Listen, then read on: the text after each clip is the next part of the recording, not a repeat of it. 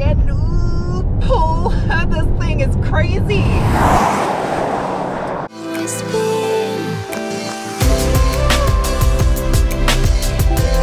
Hello, people of the internet. It's your favorite abandoned warehouse, Sarah here, with another car review. And today I have the 2020 Volvo XC90 T8. This right here might just seem like another crossover in the sea of crossovers that is our automotive market, but no, this thing is a game changer. We'll nerd out on the tech specs here later on in the video, but just to give you an idea, it makes 400 horsepower and nearly 500 pound-feet of torque out of a supercharged and turbocharged and electrified 2-liter 4-cylinder. That's what's up. This thing is incredibly advanced. So we're gonna start with simple first. The paint, it's called ice white. Yes, it does have a slight blue hue to it, which makes it one of the prettiest white paints I've ever seen on a vehicle. This grille is unique to the Inscription Edition with these satin silver vertical slats, a little bit of chrome in the center. These headlights though, I'm gonna do my best at describing this in my own words. These headlights have the ability to warp around objects in front of you while still equally lighting up the road. If you look inside the headlight right here, you'll notice there's individual little reflective cups that the LED will shine up into and reflect outwards. Well, these cups right here have room on either side, giving them the ability to pivot. So if there's a car in your lane and a car coming at you, it'll actually warp the beam around those vehicles so you don't blind them, but still enable you to see where you're going. That is super intelligent technology. I love this right here. Body color matched wheel arches. They could have just left them raw black plastic, but painting them makes it such a balance between classy and aggressive. Unfortunately, this does have the optional 21-inch wheel package, which makes it incapable of taking off-road around here. These rocks will destroy these 21s in a quickness because they're protected by a 275/40 series Pirelli Scorpion. This does have air suspension though and an off-road mode, which will raise this thing up so you have more ground clearance. If you press this little rolly boy in the center here, it opens up a menu for drive modes. You have constant all-wheel drive, pure, hybrid, individual, power, or off-road. I'm going to go to off-road, which raises it. That taillight shape right there has become iconic. There's absolutely no mistaking that rear end for anything other than a Volvo XC90. I like the fact that they included Inscription on the rear badge for this T8. Also says twin engine all-wheel drive. They look real, but they're not. Moving on to this interior, you guys know how I do my reviews. I'm not gonna sit here and read off a brochure to you. It's 2020 and Google exists for a reason. So I'm just gonna give you my physical observations of what it feels like to sit inside this XC90, starting with the sitting part. The seats in here you would expect of a vehicle in this price and category that would have leather. However, it does not. It has a midnight zinc wool blend fabric. Yes, wool. Wait. Oh, I can slide my seat. They are not cooled or ventilated, which is a downside. However, how the hell would you ventilate a wool fabric? I don't think that's possible. These headrests are so retro looking. I love this. This little fabric pad backed by a piece of plastic. And there is a button to drop the rear headrests so they're not in your way. I've never seen that in a vehicle before. I love it. Ooh, I gotta shut these. Give me some privacy. Oh yeah. That's nice. It's like being in a limo. There's even a little Swedish flag embroidered into the side of the seat fabric. That is so cute. It does absorb sweat though, so if you sweat a lot, you're probably gonna have to make sure you get your seats cleaned every now and then, or else it'll start smelling like a fish tank in here. What? What? No way! It's an integrated booster! I read this on the spec sheet and I didn't understand what they were talking about. It has a built-in booster seat for children. That is so cute. Locks back into place. I love this ash gray wood that's on the dash and the door cards. It flows so nice with the theme of having this wool fabric in here. The gear selector knob is made out of crystal. I've never been to Sweden before, and forgive me if I mispronounce this, but it's phosphorus crystal to be specific, and it illuminates at nighttime. It's absolutely gorgeous. LEDs, oh yeah, with the little glow feature. Dude, there's speakers everywhere back here. The sunroof shade is made out of this mesh material that lets in just the slightest amount of light in here. There's a little compartment for the backpack and a cup holder. The infotainment system and the screen in the center is equally as impressive, and honestly, when I first hopped in this thing, I wasn't confused by it.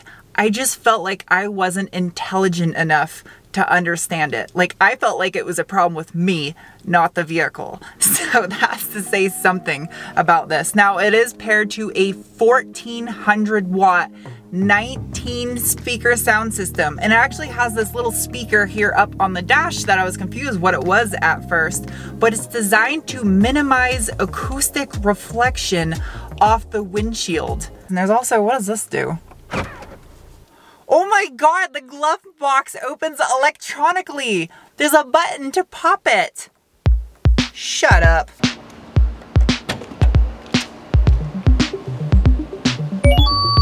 Let's fire this thing up. Oh, because it's a hybrid, it doesn't fire up. Whoa, there's an earthquake. The vehicle's like doing an auto leveling feature.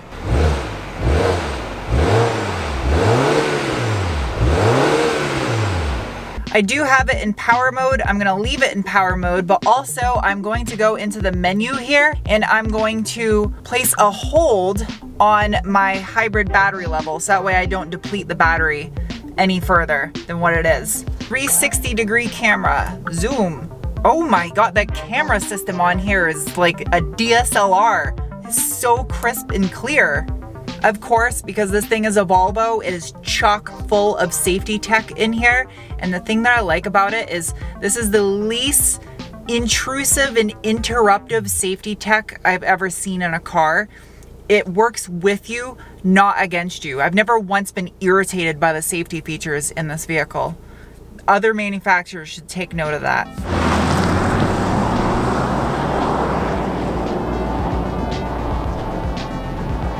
In the name of science, I'm now going to give this thing the beans. I'm going to put my ESC into sport mode, and I'm going to turn off the hold feature on the hybrid system. I just had that on so I'd save any extra juice I had. I don't know why, really. Ready? Go. Oh my God. Oh, the launch is insane.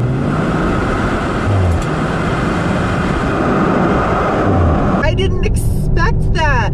Holy shit. Oh my God, this thing rips. Oh, that's good. That's good. Dude, that's no joke. The all-wheel drive launch on this thing is impressive. Let's see what you looking like under here. It's a long hood. That's interesting. Where? Oh. Hello. Welcome to Garage Science with Sarah. Okay, so I am not an engineer, but I am a technician, however, so I'm gonna do my best at explaining the drivetrain in this thing. Starting with the gasoline bits. It is powered by a 2-liter direct injection, turbocharged and supercharged 4-cylinder. It produces 316 horsepower at 5,700 RPM and 295 pound-feet of torque from 2,200 to 5,400 RPM. Check this out, squishy. It's a rubber engine cover. The electric bits out back. There's an electric motor that produces 87 horsepower on its own, giving you a total system combined power output of 400 horsepower at 6,000 RPM and 472 pound-feet of torque from 2,200 to 5,400 RPM. It is loads of torque in this. I am a huge fan of Volvo's direction they're heading with maximizing efficiency out of gasoline engines and using electric bits to make incredible drivetrain layouts. Time for the braking test. No one behind me? Hold on, penguin. Holy shit. Oh my God. You're okay, seatbelt. Oh my God, it almost cut my boobs in half.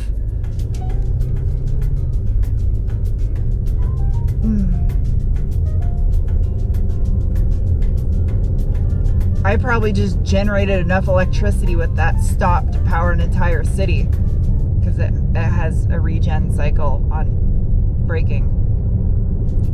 The brakes on this thing are insane. Hi, I'm back. Let's talk drivetrain. So this XC90 weighs 5,085 pounds. Yes, that is heavy. However, in my personal opinion, I thought this thing did a good job at masking that weight. Now, as far as the all-wheel drive system is concerned, it does have a Geartronic 8-speed automatic transmission that I have to say I noticed little DSG farts coming out the tailpipes, which I wasn't expecting. I think this would sound good with an aftermarket exhaust. The all-wheel drive system, you do have that electric motor in the rear, like I said, and you have this transversely mounted gasoline engine up front taking care of power up here, in back there-ish, and in between there's some magic happening. That's that engineering level stuff I was talking about. You can Google it if you really want to know. The thing I respect about this vehicle though is the fact that the lithium-ion battery pack, regardless of its state, when you put it in the power setting or the constant all-wheel drive setting, you have what you want when you need it. It will still deliver it regardless of the battery's charge state, which is kind of cool. I mean, this thing can make power through regeneration, you can plug it in, or the engine will act as a generator just to charge the system back up. It's smart. The future is gonna be awesome with automobiles.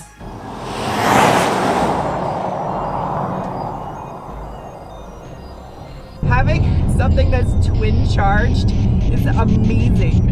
I mean, you have power everywhere, all throughout the power band. See how you do this corner right here? Oh yeah. This thing is capable of monitoring the road 500 times per second. So this adaptive air suspension is actually really smart.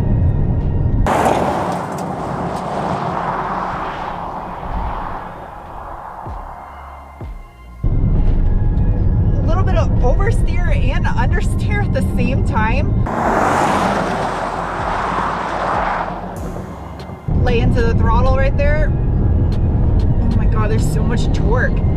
Torque everywhere. Good brakes, good brakes. Lots of grip coming out of the corner.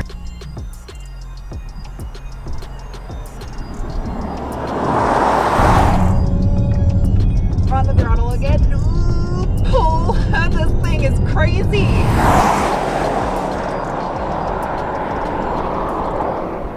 I keep forgetting this is a 5,000 pound vehicle. It's not acting like one. You can feel a little bit of weight, but I think an upgraded tire on here would completely hide it.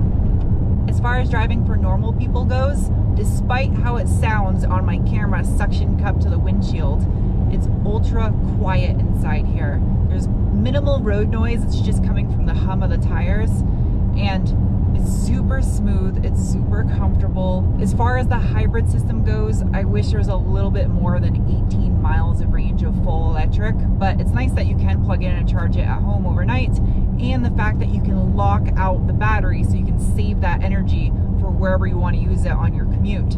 And you can charge it on the fly too. It has a charge feature built in. When you drop the gear selector down into B right here, what happens is as you let off the throttle, not right now because I'm parked, but you'll see this needle drop down into this zone right here, and you'll feel resistance on the car as you're moving along because it's actually charging back up the battery for the hybrid system. It's kind of cool. This personally is what I want to see the future of automobiles head towards. Still maintaining an internal combustion engine, but making it as efficient and clean as possible while still having maximum performance. I love this. If you've never seen one of my car reviews before, I have multiple categories to rate and assess them, starting with the bean score. It is a rating of 1 to 5 beans based on the feeling you get in your gut when you give it the beans. That bird's about to give it the beans to the other bird. I don't know what that means. Anyway, the XC90 T8 is getting a rating of 2 zappy beans. I don't know what a zappy bean is. That was a really dumb thing to say. Anyway, this thing is quick. It is 5,000 pounds, which is a ton of weight. However, it'll still pull off 0 to 60s in the low 5s, so that's pretty decent. Next up is the cookie score. It is a rating of 1 to 5 cookies based on what you get for what you spend. This XC90 T8 is getting a rating of 3.3 cookies. That is a healthy above average score. However, it is an $84,000 vehicle, and that's a ton of money, but the level of innovation in this Volvo is mind-blowing. This is leaps and bounds above anything I have reviewed on this channel thus far, and I am so excited to see what else Volvo and Polestar is going to be putting out for vehicles in the future. Hopefully they bring back the C30. That would be kind of dope. Lastly is the Penguin score. It is a rating of 1 to 5 penguins based on how much I personally like a vehicle. This Volvo XC90 T8 right there, it's getting a rating of 4 penguins. It's a high score and it deserves it. This thing blew my mind on what a vehicle can be. The fact that it's still utilizing an internal combustion engine, yet it's a hybrid and it doesn't suck, it's quick, it's amazing. If it was the R design package though, it would get a higher score, and also if it was in Swedish Racing Green, because that color is fire. Anyway, I hope you guys enjoyed this review, and I'll see you soon with another. Bye.